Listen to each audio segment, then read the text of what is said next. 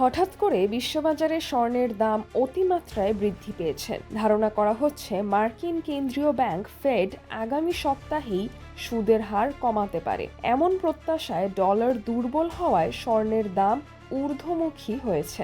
শনিবার মার্কিন বাজারে স্বর্ণের দাম 1% বেড়ে প্রতি আউন্স 4,212.16 ডলারে পৌঁছেছে। সিকিউরিটিজের কর্মকর্তা বার্ট লিক বলেন, ফেড সুদের হার কমাতে যাচ্ছে, এটা এখন প্রায় নিশ্চিত, আর এটাই স্বর্ণের দাম বাড়ার প্রধান কারণ। মার্কিন অর্থনৈতিক তথ্যে দেখা গেছে, সেপ্টেম্বর মাসে ব্যক্তিগত খরচ সংক্রান্ত মূল্যসূচক 0.3% বেড়েছে, যদিও বার্ষিক প্রবৃদ্ধি কমে দাঁড়িয়েছে 2.8%। সিএমই এর ফেড ওয়াচ টুল দেখাচ্ছে 9 থেকে 10 ডিসেম্বরের বৈঠকে ফেড 25 বেসিস পয়েন্ট সুদ কমাতে পারে, যার সম্ভাবনা বর্তমানে 87.2%। এদিকে রূপার দামও বেড়ে 2.6% বৃদ্ধি পেয়ে প্রতি আউন্স 58.59 ডলারে পৌঁছেছে।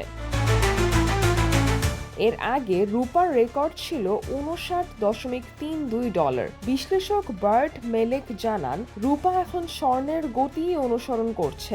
অনেক বিনিয়োগকারী মনে করছেন রূপার দাম এখনও তুলনামূলকভাবে কম। তাছাড়া কাঠামোগত ঘাটতি এবং বিদ্যুতায়নের চাহিদা রূপার দাম বাড়াতে ভূমিকা রাখছে। সিজরাতুল আভা, দৈনিক আওয়ার বাংলাদেশ।